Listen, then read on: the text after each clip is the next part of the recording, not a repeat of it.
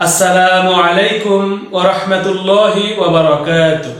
প্রিয় শিক্ষার্থীবৃন্দ, ষষ্ঠ শ্রেণীর গণিতের পৃষ্ঠা নাম্বার ৭০-এ রয়েছে মেট্রিক পদ্ধতিতে দৈর্ঘ্য পরিমাপে এককের রূপান্তর।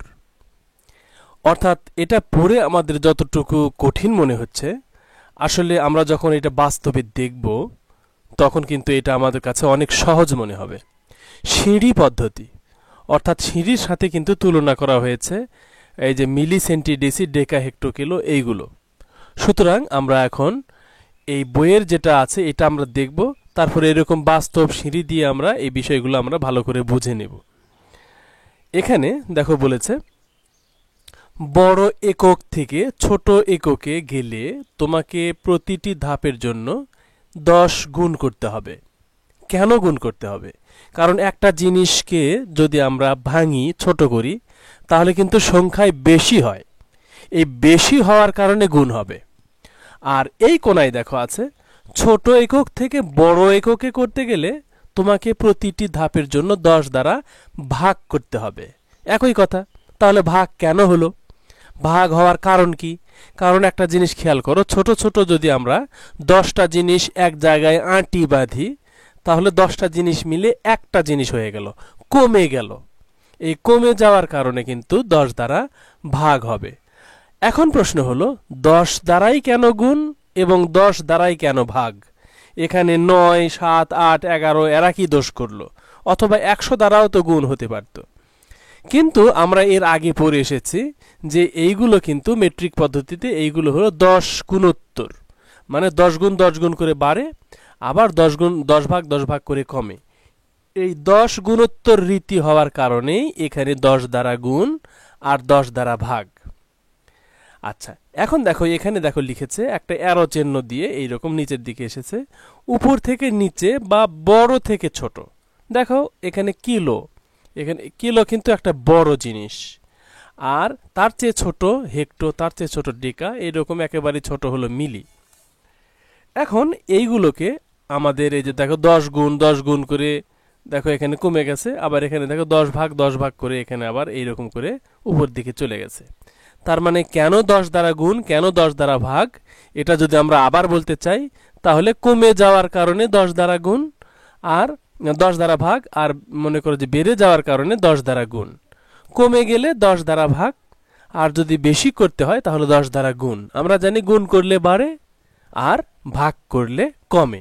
এই জন্য আমরা এখন এই সিঁড়িটাকে একটু দেখে নেব যে আসলে এখানে কি ঘটেছে।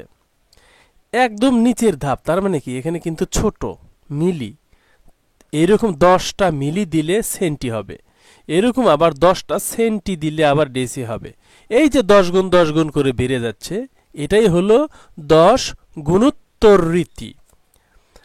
এখন আমরা এখানে যেটা দেখছি এটা কিন্তু একটা সিঁড়ি। আমাদের মনে করো যে অনেকের বাসায় এরকম সিঁড়ি থাকে, যদিও আমাদের বাসায় নাই, একেবারে মাটির তৈরি এবং টিনের শেড, গ্রামের বাসা।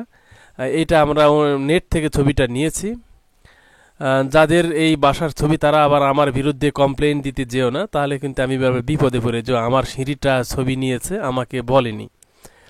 যাই হোক, তোমাদের যদি এটা কমন পড়ে যায় যেটা আমাদের বাসার সিঁড়ি, আমাকে ক্ষমা করে দিও, এটা তোমাদের নেওয়ার কারণে ছবিটা। এখানে দেখো নিচের যে ধাপ সেটা কিন্তু একদম ছোট, তার চেয়ে দেখো ধীরে ধীরে উচ্চতা বেড়ে যাচ্ছে, বড় হচ্ছে। তাহলে নিচের ধাপে আমরা দেব মিলি, কারণ মিলি হলো সবচেয়ে ছোট ছোট জিনিস। তোমরা যখন বাচ্চাদেরকে ঔষধ খাওয়াও, এই যে ছোট্ট চামচে এখানে কিন্তু মনে করো যে হাফ মিলি, 1 মিলি, 2 মিলি, 5 মিলি, এরকম করে এত কম অ্যামাউন্ট থাকে। এইরকম করে 10 মিলি দিলে, 10টা মিলি যতটুকু সেটা দিলে 1 সেন্টি হয়। আবার 10টা সেন্টি দিলে 1 ডেসি হয়। আবার এরকম 10টা ডেসি দিলে 1 মিটার হয়। এইরকম করে 10টা মিটার যদি আমরা এক জায়গায় করি তাহলে ডেকা হবে। আবার এরকম 10টা ডেকা যদি আমরা এক জায়গায় করি তাহলে হেক্টো হবে। আবার এইরকম করে 10টা হেক্টো এক জায়গায় করলে 1 কিলো হবে। তাহলে কি দেখলাম? 10 10 করে বেড়ে যাচ্ছে, 10 গুণোত্তর। এটাই হলো 10 গুণোত্তর রীতি। তবে আমাদের এই সিরিয়ালটা মনে রাখার জন্য তোমরা এরকম করতে পারো যে মিলি সেন্টিডেসি, তারপরে মাঝখানে হলো মিটার, এটা মনে রাখবে। মিটারের আগে হলো মিলি সেন্টিডেসি, আর পরে হলো ডেকা হেক্টো কিলো। এই সিরিয়াল মনে থাকলে তোমাদের অঙ্ক করতে সুবিধা হবে। এখন এই মিটারের জায়গায় মিটার তো আমরা দৈর্ঘ্য পরিমাপের ক্ষেত্রে ব্যবহার করি। এই মিটারকে এখান থেকে সরিয়ে আমরা এখানে যদি গ্রাম বসাই তাহলেও হবে। দেখো, মিলি সেন্টিডেসি গ্রাম ডেকা হেক্টো কিলো। তখন কি হবে? মিলিগ্রাম, সেন্টিগ্রাম, ডেসিগ্রাম, গ্রাম, ডেকাগ্রাম, হেক্টোগ্রাম, কিলোগ্রাম। কিলোগ্রাম মানেই কিন্তু কেজি। আবার এখানে লিটারও হতে পারে, millilitre, centilitre, decilitre, litre, decalitre, hectolitre, kilolitre. অর্থাৎ এই সিঁড়িটা আমরা যদি মনে রাখতে পারি তাহলে যে কোনো বিষয়টাকে আমরা কত সেন্টিতে, মনে করো যে 1 মিটার, এগুলো আমরা যে কোনো প্রশ্নের উত্তর দিতে পারবো।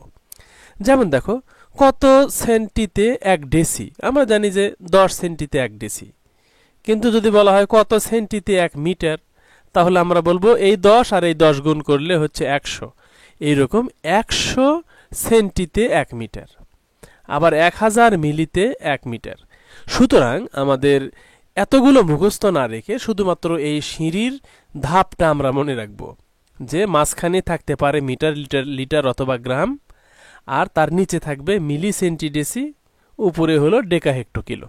মিলি সেন্টিডেসি, ডেকা হেক্টো কিলো, এই কথাটা আমরা মনে রাখব সিরিয়ালি। এলোমেলো হলে কিন্তু তোমাদের অঙ্ক ভুল হয়ে যাবে। আচ্ছা, এরপরে আমরা এইটা কিন্তু আমরা একটু আগেই কিন্তু আমরা দেখে নিয়েছি যে এখানে কেন গুণ হলো, কেন ভাগ হলো।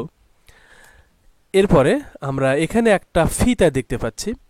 ফিতা কিন্তু এটা দেখতে পাচ্ছি যে আসলে অনেক বড় একটা ফিতার একটু ছবি নেওয়া হয়েছে। তাহলে আমরা এই ফিতার যেখান থেকে মাপ শুরু হয় একদম শুরু থেকে, এখানে আমরা মনে করো যে 1 মিলি পেতে পারি, 1 মিলিমিটার। এইরকম 10টা মিলিমিটার দিলে আমরা এখানে চলে আসতে পারি 10 মিলিমিটার।